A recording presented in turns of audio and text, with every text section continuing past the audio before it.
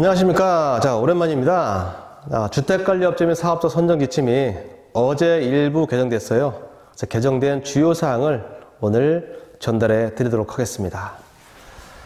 자, 어제죠. 24년 4월 11일부로 국토부에서 일부 개정을 했습니다. 한 달 전에 이 개정안을 올렸는데 입법 예고했어요. 4월 4일까지 받고 어제 개정됐는데 그 입법 예고된 내용이 하나도 수정이 되지 않고 그대로 올라왔어요. 자, 고시번호가 제2024-196호로 지정이 됐고요. 종조에는 제2023-341호. 이게 23년도 6월. 이때 개정됐다가 최근에 1년도 안 돼서 또 개정이 되었습니다. 자, 개정된 내용, 주요 내용을 같이 한번 보도록 하겠습니다. 자, 여러 가지가 있는데 그 중에 오늘은 5가지만 이렇게 설명드릴까 합니다. 첫 번째는 적격심사 서류 의결하면 서면 제출도 허용을 하겠다. 적격심사 서류 있죠? 그거는 원래 전자등록이 원칙이긴 한데 그거에 플러스 서면 제출도 할 수 있게끔 지침 신설이 되었다. 두 번째, 참가 자격 중에 물품, 금품 등 제공하거나 제공하기로 약속한 자는 입찰 공고일 현재 입찰에 참가할 수가 없고 입찰에 참여하면 무효라는 조항이 있어요. 그거를 이렇게 물품 등을 제공하기로 약속하거나 또 제공한 자는 서류 제출 마감 시까지로 하겠다. 입찰 공고일 현재 시점이 아니고 서류 제출 마감일까지로 그렇게 변경을 했습니다. 세 번째는 제출 서류에 뭔가 추가됐는데 그 서류가 산출 내역서, 입찰 보증 증권 또는 입찰 보증금, 또 세 번째는 행정처분 확인서, 이렇게 세 가지가 추가된 사항이고요.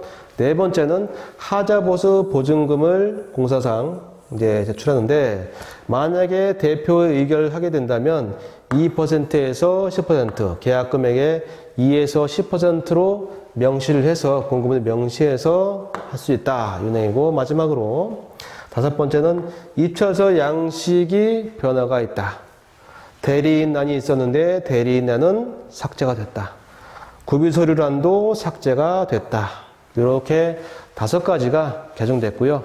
이것 말고도 몇 가지 개정된 사항이 있는데 그거는 각자 확인하시기 바랍니다.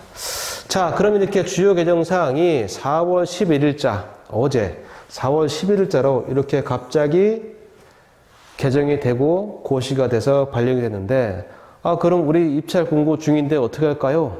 하고 질문이 있겠죠. 그래서 그런 혼란을 막기 위해서 부칙에 이렇게 되어 있어요. 24년 4월 11일 이후 신규 입찰 공고부터 적용을 하겠다. 반대로 얘기하면 24년 4월 10일, 11일 전이면 10일이죠. 10날 전에 만약에 신규 입찰을 공고했다면 적용을 안 하겠다는 얘기죠. 종전 규정대로 하겠다는 얘기죠. 만약에 4월 10일 전에 입찰을 진행하다가 유찰됐습니다. 그러면 재공고를 해야 되겠죠. 재공고를 4월 11일 이후에 만약에 한다면 바뀐 규정일까요? 종전 규정일까요? 그때는 종전 규정이다 이거죠. 왜? 여기 나온 것처럼 24년 4월 11일 이후에 신규로 입찰 공고부터 적용하니까 이 전에 진행해왔던 공고가 유찰됐을 때 그 이후에 재공고는 종전 규정으로 진행하면 되겠다. 그런 내용이에요. 그럼 첫 번째부터 볼까요? 자, 적격심사 서류 의결할 때 서면 제출도 허용을 하겠다는 내용이 들어갔어요. 자, 지침 제8조 2항이 신설된 거죠. 지침 제8조 1항은 뭐냐면 입찰서 제출 방식이 전자입찰 방식만 지금 허용하고 있죠. 경쟁을 펼쳤을 때 전자입찰 방식만 허용해요. 원래 1항이 이래 있었고 2항이 비전자입찰 방식의 경우라고 되어 있었는데 이제 비전자입찰 방식은 수의계약만 허용하기 때문에 필요가 없어졌죠. 그걸 삭제하면서 이 내용을 넣습니다. 1항에도 불구하고 19조 제7호에 따른 또 27조 제7호에 따른 이 적격심사 서류에 대해서는 14조 1항에 따른 방법으로 입찰표의 의결을 거쳐서 서면으로도 제출하게 할 수 있다. 이 경우 16조 및 24조에 따른 입찰 공고 내용에 명시하여야 하며 전자입찰 시스템에 등록한 서류와 서면으로 제출한 서류의 내용이 만약에 서로 다른 경우는 어떻게 할 것이냐. 그때는 전자입찰 시스템에 등록한 서류가 우선한다 라는 내용이 주구장창 이렇게 좀 길게 내용이 바뀌었습니다. 좀 읽어보니까 내용이 이해될 듯 하면서 안 되죠? 그죠? 이거는 다음에 그림을 보면 좀 이해가 좀 빠를 것 같아서 그림 한번 그려봤어요. 자, 발주처에서 입찰 공고를 내죠? 발주처는 입찰 대표인 경우 있고 관리처인 경우가 있어요. 입찰 공고를 이렇게 내는데 입찰 공고를 이제 전자입찰이니까 전자입찰 시스템, K아파트라든지 민간전자라든지 또는 또 조달청의 누리장터 이렇게 골라서 낼 수가 있겠죠. 입찰 공고 내용 중에는 이제 입찰 공고, 입찰의 종류 및 방법도 있겠지만 낙찰 방법이 있단 말이죠. 세 가지 있다 그랬어요. 최저, 최고, 적격심사제. 그죠? 최저나 최고 낙찰제는 제출 서류가 굉장히 간단하죠. 그래서 이 기본 서류만 낸다. 양이 비교적 적다는 얘기예요. 발주처 입장에서는 제출한 서류를 보고서 인쇄하면 몇 장 안 나와요. 괜찮은데 이 적격심사제가 문제란 얘기죠. 기본 서류도 똑같이 내긴 하는데 여기에 적격심사와 평가 배점에 따른 서류도 함께 내게 돼 있거든요. 그러면 서류가 많다 보면 이거는 괜찮은데 많다 보면 어떤 문제가 생겨요? 평가자가 5인 이상 평가에 유효하다고 규칙이 돼 있죠. 그럼 만약에 여기 있는 이 서류가 만약에 100페이지라면은 5인이면 곱하기 5겠죠? 500페이지가 인쇄가 돼야 된다는 얘기예요. 한 업체께. 만약에 5개 업체면은 엄청난 양이 인쇄가 돼야겠죠. 그죠? 그래서 평가자한테 다 나눠주고 점수를 매겨야 하는데 이렇게 많은 서류를 다 확인하고서 인쇄를 하는데 시간과 비용이 많이 든다. 그래서 굉장히 민원이 많았어요.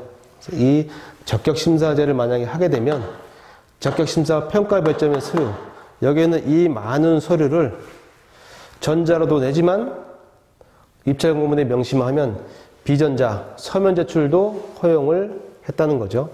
단 최저나 최고는 허용이 돼야 한대요. 얘는 허용이 안 되겠죠. 기본 서류만 내면 되니까.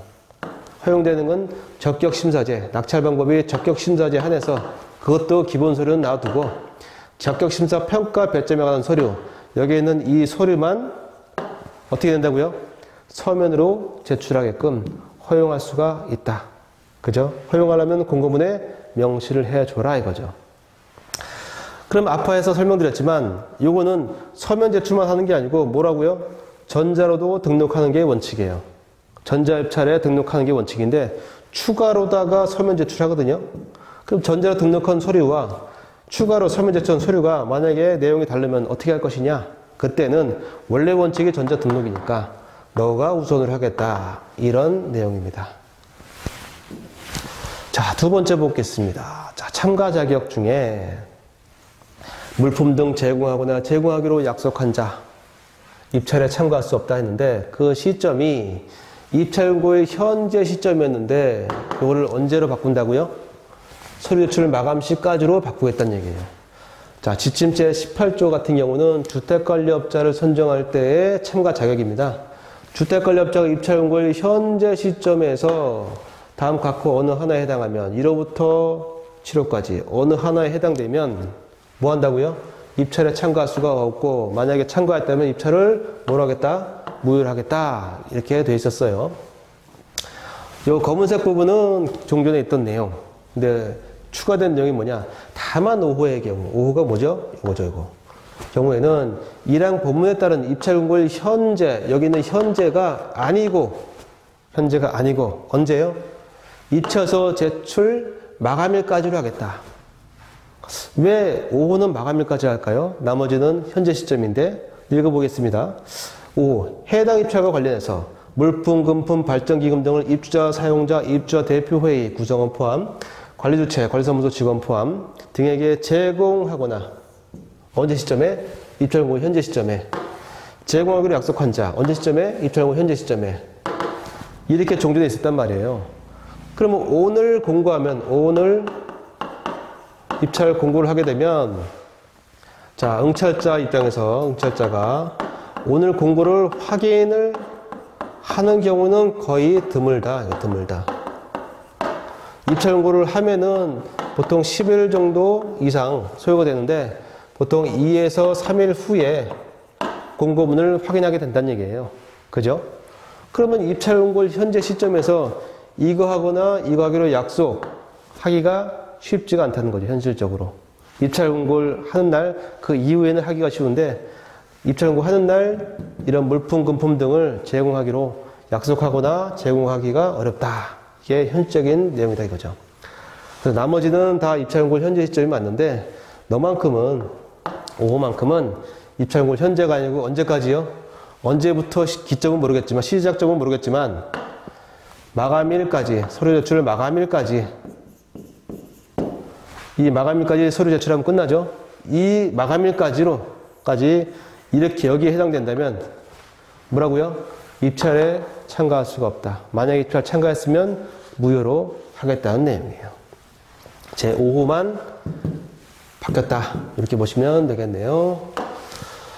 다음 26조는 사업자에 대한 참가 자격 제한이거든요. 근데 이것도 내용이 앞에 있는 주택관리업자하고 내용이 동일합니다. 다만 다른 거는 여기는 4호예요. 4호. 앞에서는 5호였죠. 여기서는 4호. 그것만 바꾸고 나머지는 다 똑같습니다. 자, 제 3번 볼게요. 제출 서류 중에 산출내역서, 입찰보증금, 행정처분 확인서를 추가를 했다.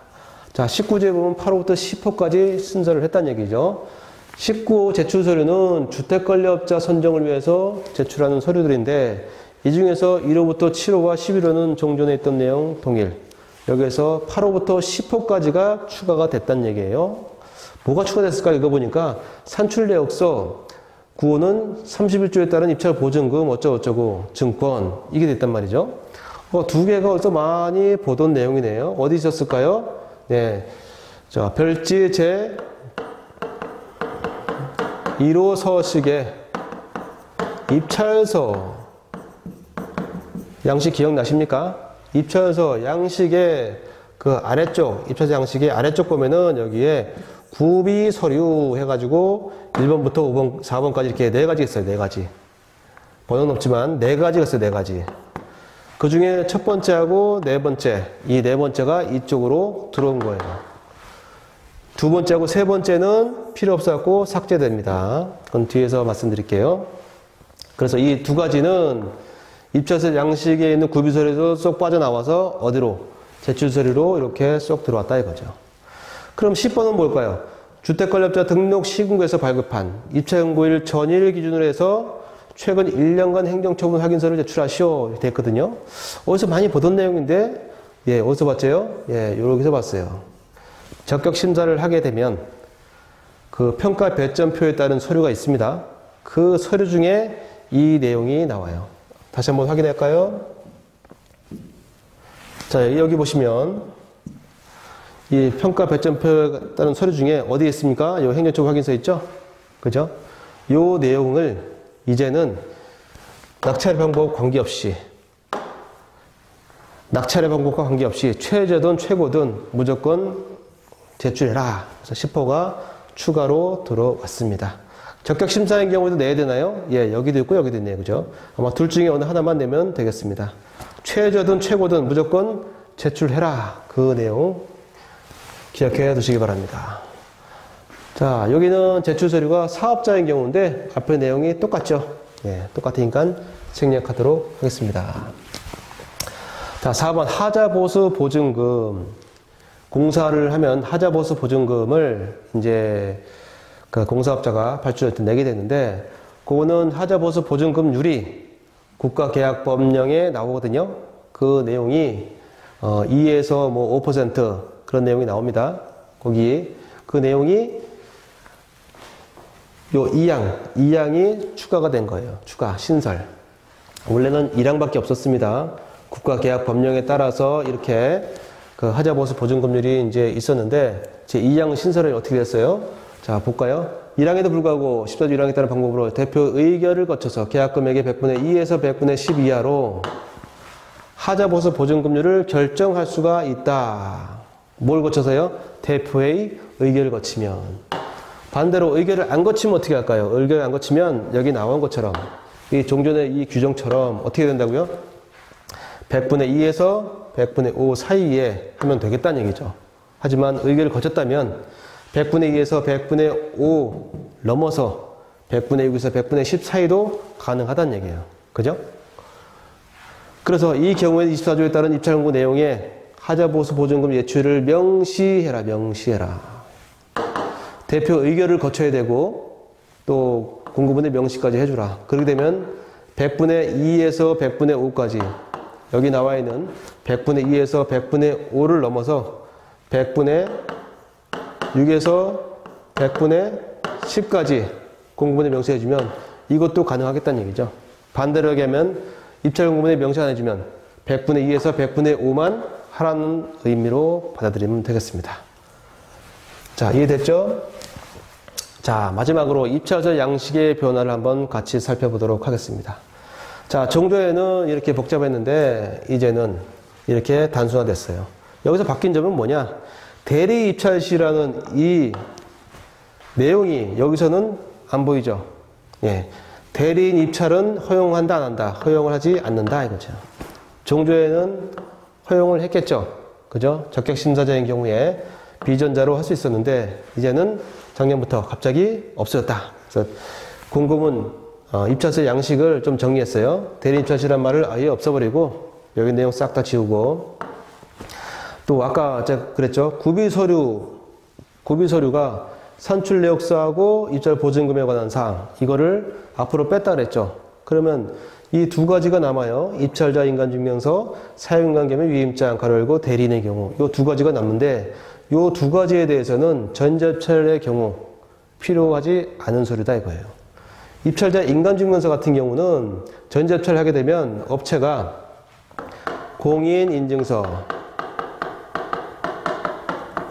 인증기관으로부터 발급받고 이 인증서를 통해서 응찰하거든요. 응찰. 그럼 공인인증서를 발급받으려면 어떤 절차가 필요하냐면 인감증명서를 공인인증기관에다가 제출하게 돼요. 제출. 이미 입찰자 인감증명서를 인증기관에 제출했기 때문에 추가로다가 전자입찰 서류에 등록할 필요가 없어진 거예요. 필요 없어. 두 번째는 사용관계 위임장은 대리인이 만약에 입찰할 경우는 내야 된다 그랬죠. 대리인이 없어졌는데 필요가 없어진 거예요. 그죠? 마지막으로 기재 방법. 대리인 입찰 시 없어졌죠. 아, 대리인 입찰 없어졌는데 너도 필요가 없어졌어요. 그래서 이렇게 단순하게 심플하게 바뀌었다. 대리인 입찰 시 없죠. 구비서류 내용 없어졌죠. 기재 방법에서 대리인 입찰 시라는 내용이 없어졌죠. 이렇게 심플하게 남게 되었다 이거죠. 자, 오늘 어제 개정된 부분 같이 한번 알아봤는데요. 이것 말고도 몇 가지가 더 있는데 그 내용은 여러분들이 지침을 통해서 한번 보시고 확인하시면 어렵지 않을 것입니다. 자, 오늘도 수고 많이 했습니다. 감사합니다.